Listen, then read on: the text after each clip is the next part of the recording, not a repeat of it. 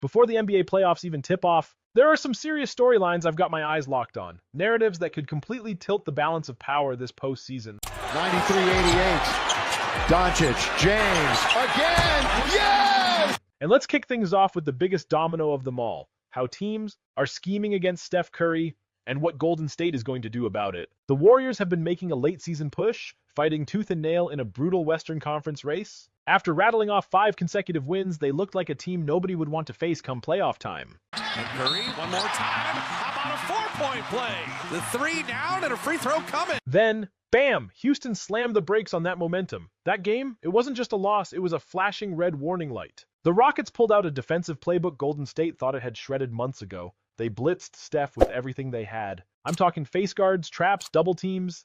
Even when he didn't have the rock, it was an all-out assault on Curry's rhythm. Houston basically dared the Warriors to beat them with anyone else, and honestly, it worked. Steph entered that game on fire, 125 points across his previous 3 contests, but Houston froze him solid. 3 points, that's all he managed. 1 for 10 from the field and more turnovers than made shots. That meltdown also ended Golden State's flawless 14-0 run with their revamped starting 5. And handler. And that pass from Draymond to Butler. Laid in and trying the foul. I told you can keep doing that. Use your physicality, physical tools you have. And here's what makes it scary. This wasn't just a random off night. But here's the wrinkle. Jimmy Butler wasn't on the roster the last time teams went this hard at Steph. Since he arrived, most defenses have pulled back a bit, too afraid of letting Butler get going. Houston? They didn't care. They baited Jimmy into being the hero, and he blinked. Just 13 points on 7 shots. He passed out of pressure, deferred in traffic, and never really took control when the Warriors were desperate for a second option.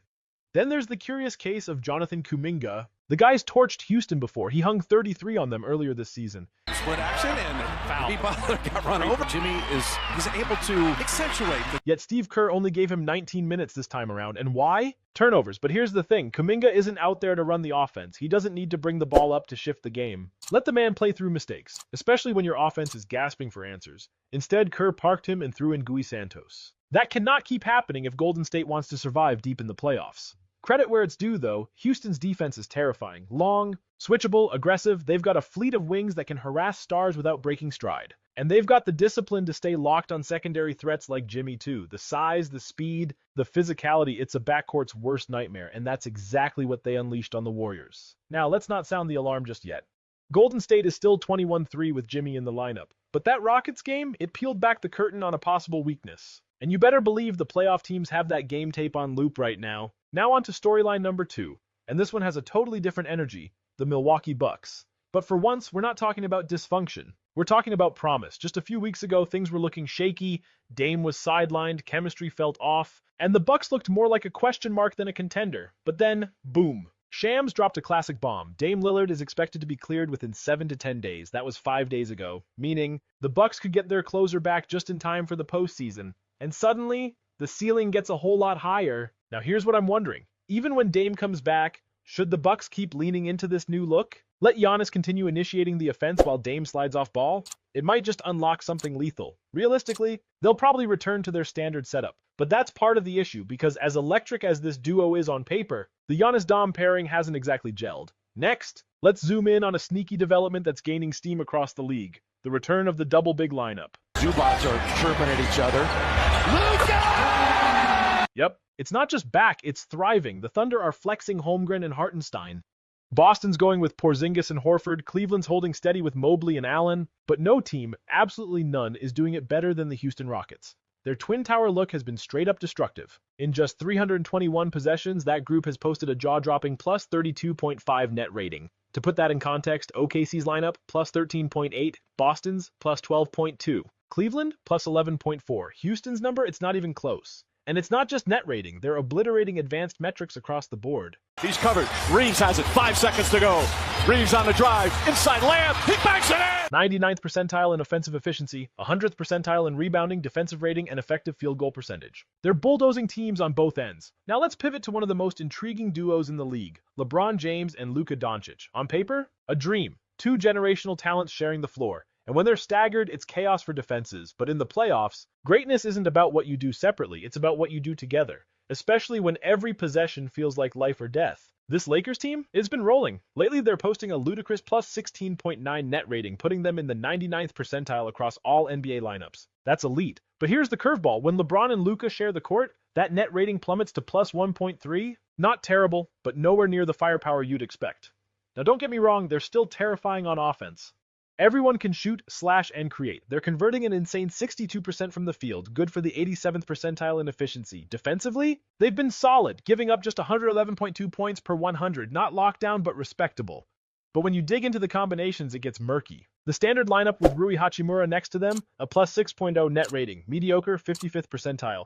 Swap Rui for Dorian Finney-Smith, and it drops into the negatives. A 2.3 net rating, 34th percentile, that's a red flag waving in the wind. Bottom line, the Lakers haven't found that unstoppable version of Luka and LeBron together. They've shown glimpses, but if they want a real shot at the title, they've got to make that connection click. Time is running out. Now let's shift to the East, where something fascinating is brewing in New York. The Knicks are getting Jalen Brunson back, and just in time to assess what OG Anunoby's breakout really means. Brunson returned after nursing that ankle injury he picked up in that chaotic OT clash with the Lakers. He looked rusty against the Suns, 15 points on 33% shooting, but there's no question about it, the Knicks are a different beast when he's on the floor. Their playoff hopes? They ride on his back. But the real intrigue lies with OG. Josh Hart nailed it when he said OG's realized he's a 6'8", 240-pound demon. With Brunson out, Anunoby transformed. Over a 15-game stretch, he averaged 23.2 points, 1.2 steals, and posted elite shooting splits, 47% from the field, 39% from deep, nearly 88% from the line. The Knicks went 9-6 in that span. He wasn't just filling in, he was dominating. He was attacking more, getting downhill, initiating contact, and embracing the role of a go-to guy. Gone was the low-usage 3-and-D role player. This OG? He looked like a legitimate third option on a contender. Now the big question, can he maintain this level with Brunson back? Or was this just a hot streak born out of necessity?